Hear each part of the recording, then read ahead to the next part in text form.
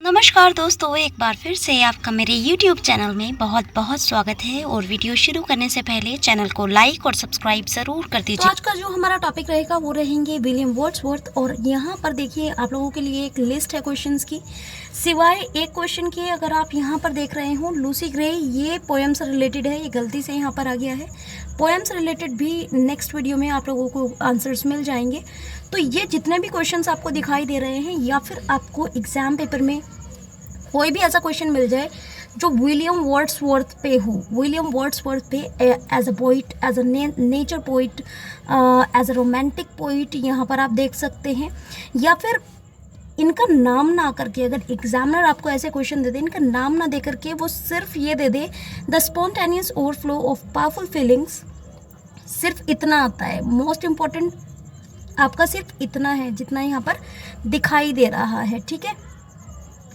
तो आपको ये भी आ सकता है define poetry as the spontaneous overflow of powerful feelings. अगर आपको ये आ रहा है तो आपसे विलियम वर्ड्सवर्थ के रोमांटिसिज्म या फिर पोइट्री के बारे में ही पोइट्री कह रही हूँ, पोएम्स के बारे में ही पूछा गया है। यहाँ पर विलियम वर्ड्सवर्थ से रिलेटेड कितने क्वेश्चंस हम लोगों के पास हो सकते हैं और उससे रिलेटेड आंसर्स क्या होंगे, वो आपको एक ही आंसर में आपको पूरा क्लियर हो जाएगा। चलिए आंसर की तरफ चलते हैं। यहाँ पर देख सकते हैं, यहाँ पर जो ये इंट्रोडक्शन आ रहा है, यहाँ पर आपको सबसे पहले हेडिंग डालनी है इंट्रोडक्शन। और क्योंकि विलियम वर्ड्सवर्थ एक रोमांटिक पोइट है, DUC आएगा यहाँ पर, क्योंकि ये विलियम वर्ड्सवर्थ एक रोमांटिक पोइट है तो इनसे related romantic age a romantic poet आ सकता है।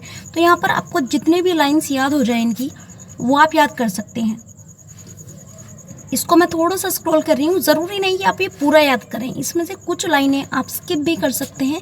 इतना ध्यान रखिएगा, आपको ये शॉर्ट क्वेश्चन में आने वाला है, ये यानी 5 नंबर के क्वेश्चन में आने वाला है। तो आपको 2 पेजेस भरने हैं, that is more than enough according to you.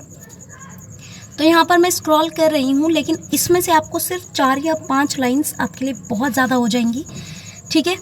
तो सेकंड हेडिंग आपको डालनी है, अगर आपको आता है। सबसे पहले तो आपकी क्वेश्चन की ट्रिक ये रहेगी कि आपको जो भी क्वेश्चन में पूछा जाए कि क्वेश्चन में पूछा क्या जा रहा है। अगर क्वेश्चन में आप लोगों से पूछा गया है एज अ इमेजिनेटिव पोइट, ठीक है, तो आप ये सेकंड हेडिंग के तौर पर ले सकते हैं। क्वेश्चन आपसे जो भी पूछा जाए, क्वेश्चन में अगर रोमांटिक पोइट आया है तो सबसे पहले हेडिंग होगी आपकी रोमांटिक पोइट। अगर आपको आया है इमेजिनेटिव पोइट तो यहाँ पर आप ये हेडिंग लिखेंगे। तो जो भी आपको क्वेश्चन में पूछा गया है एज अ नेचर पोइट आया है, तो जो भी आपने इंट्रोडक्शन में पढ़ा है ऊपर, ये यहाँ पर जितने भी जगह रोमांटिक लिखा हुआ है वहाँ पर आप नेचर कर देंगे। अकॉर्डिंग टू क्वेश्चन इसको मोल्ड करेंगे और जहाँ जहाँ इन मोमेंट की बात है, ये रोमांटिक मोमेंट था, इसका बहुत असर उन पर पड़ा है, तो ये आपको वहाँ पर ऐड नहीं करनी है। अगर poet as a nature poet आप लोगों से पूछा जाए, वहाँ पर लूसी ग्रे या फिर शी ग्रू, अभी मैं आपको जो पोएम बताऊंगी उसका इंट्रोडक्शन आप पुट कर सकते हैं, ठीक है। अगर एज अ इमेजिनेटिव पोइट आया तो यहाँ पर इमेजिनेटिव पोइट आप डाल सकते हैं और इंट्रोडक्शन आप इससे रिप्लेस कर सकते हैं, ठीक है। या फिर इंट्रोडक्शन में अगर आपको लगता है कि 1-2 लाइन्स ऐड हो सकती हैं तो आप कर सकते हो, ठीक है। और कोटेशंस आपकी बहुत ज़्यादा इम्पॉर्टेंट हैं, कोटेशंस आपकी बहुत ज़्यादा इम्पॉर्टेंट है। और आपको जितनी भी पोएम्स लगी हुई हैं, जितनी भी पोएम्स आपको VR7 और एक और पोएम है लूसी ग्रे से रिलेटेड है पोएम, वो जब मैं कराऊंगी तो आपको बता दूंगी। आपको सिर्फ उसी की कोटेशन याद करनी है और इस तरीके से आपको ऐड कर देनी है। इससे आपके मार्क्स बहुत ज़्यादा हाई हो जाने के चांसेस होते हैं। आपको इतना ज़्यादा थियरी याद नहीं करना है, आपको सिर्फ क्या याद करना है, सिर्फ ऊपर से 1 या 2 लाइन जो भी आपको इनमें से याद हो सके, आपको सिर्फ वो याद करनी है। और यहाँ पर आपको ये यहाँ से स्टार्ट कर देना है फिर, ठीक है। जैसे ही आप यहाँ से स्टार्ट करेंगे तो ये नहीं कि आपको ये सारी कोटेशंस लिखनी है, जो भी आपको बहुत इजी लगे, कि आपको लगता है ये वाली इजी है। देखिए अगर एज अ नेचर पोइट आया तो यहाँ पर रेनबो लिखा है, इट मीन्स नेचर का डिस्क्रिप्शन हो, तो वहाँ पर आप नेचर पोइट के तौर पर उसको डाल सकते हैं। और जहाँ पर ब्यूटी उन्होंने, क्योंकि नेचर जो है विलियम वर्ड्सवर्थ की खासियत है कि उन्होंने जो रोमांटिसिज्म तलाशा है वो किस में तलाशा है, नेचर में तलाशा है। तो जब आप अगर एज अ नेचर पोइट आपको आ जाता है, क्योंकि बहुत इंपॉर्टेंट क्वेश्चन है, तो यहाँ पर रोमांटिसिज्म, क्योंकि इनकी रोमांटिक है ये, ठीक है, रोमांटिसिज्म किस में इन्होंने देखा है, इन्होंने नेचर में देखा है। तो आपको सीधा यहाँ पर अगर आप नेचर भी लगा देंगे ना तो आपके लिए ठीक हो जाएगा। बस आपको इंट्रोडक्शन थोड़ा सा अच्छे से रिवाइज कर लेना है, ठीक है। इनमें से जो भी आपको याद होता हो, इन दोनों में से देखिए यहाँ पर क्या इन्होंने लिख दिया है, इन्होंने नेचर का डिस्क्रिप्शन दिया है, जैसे रेनबो हो गया, रोज़ हो गया, मून हो गया, ठीक है, हेवंस हो गया। तो यहाँ पर आपको क्या करना है, नेचर के तरीके से उनको क्वेश्चन को मॉडिफाई कर देना है। बस आपको क्वेश्चन को देखना है, समझना है और उसके अकॉर्डिंग अपने आप को लिख देना है, ठीक है। इन तीनों में से कोई भी एक याद कर लीजिए, एक रोमांटिसिज्म के लिए, एक आपको याद कर लेनी है नेचर के लिए। तो दोनों आपके लिए, जैसे यहाँ पर हो गया स्काई हो गया, देखिए लैंडस्केप, स्काई, इन्होंने बहुत ज़्यादा नेचर के ऊपर लिखा है। तो नेचर पोइट बहुत इंपॉर्टेंट है और सेकंड इनका इम्पॉर्टेंट है एज अ रोमांटिक पोइट, ठीक है, यहाँ पर आ चुका है। तो इन तीनों में से कोई भी आप एक याद कर लेंगे, आपके लिए बहुत ज़्यादा हो जाएगा। जो भी आपको ये वाली कोटेशन याद हो रही है उसकी आप एक्सप्लेनेशन ज़रूर याद कीजिएगा, ठीक है। आपको ये याद हो रही है या फिर आपको ये याद हो रही है, आपका पासिंग मार्क्स का निकल जाएगा, ठीक है। अगर आपको आ जाए, अगर आपको ये याद हो रही है तो कोई सी भी जो आपको याद हो वो आप कर सकते हैं। एज अ नेचर पोइट आ जाए तो आप ऊपर वाली हेडिंग को फिर नहीं डालेंगे। अगर आपको क्वेश्चन लेंथी करना है तो डाल सकते हैं, लेकिन उसकी ज़रूरत नहीं है। सेकंड हेडिंग आपका एज अ नेचर पोइट होगा। तो यहाँ पर आपको जितना भी याद हो सके ये आपके लिए बहुत ज़्यादा इम्पॉर्टेंट है, ठीक है। ये वाला हेडिंग बहुत ज़्यादा इम्पॉर्टेंट है, ये वाला जो मैं दिखा रही हूँ, ठीक है।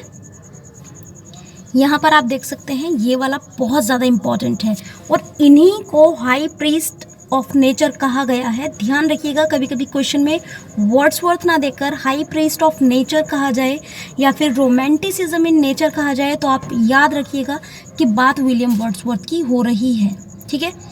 अब यहाँ पर आ जाइए, ये आपको अगर इसका पीडीएफ चाहिए तो आप मुझे कमेंट कर सकते हैं, आपको इसका पीडीएफ भी मैं प्रोवाइड कर दूँगी, वो भी बिल्कुल फ्री, ठीक है। ये 2 बार आज आ गया है, ठीक है।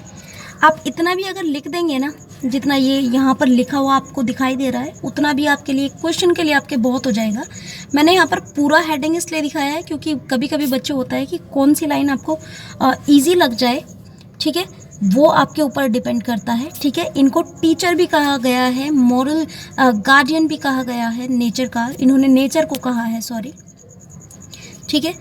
तो यहाँ पर कोटेशन बहुत इंपॉर्टेंट है। आपको सिर्फ ऊपर की जो लाइन्स याद करनी है वो 4 लाइन्स याद करनी है इस पूरी हेडिंग की, ठीक है। इसमें से मैंने जितना आपको दिखाया ये यहाँ से शुरू हो जाती है और यहाँ से सिर्फ आपको 4 लाइन्स याद करनी है। 4, ज़्यादा से ज़्यादा ये कोटेशन मार्क हो सके तो याद करना। जितना भी ये कोटेशन मार्क आता है ये याद करेंगे तो आपको मार्क्स जो है अच्छे मिलेंगे, जितना भी ये कोटेशन मार्क में आ रहा है, ठीक है।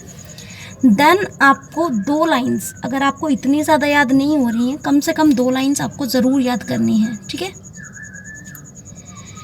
ठीक है। सब्जेक्टिविटी, अगर आपको क्वेश्चन आ जाए या फिर आपको क्वेश्चन की लेंथ देनी हो तो आपको क्या करना है, आपको यहाँ पर ये हेडिंग कम से कम 2 लाइन्स आप अगर लिख लेंगे और उसके साथ ये कोटेशन ऐड कर देंगे, you will get the complete marks,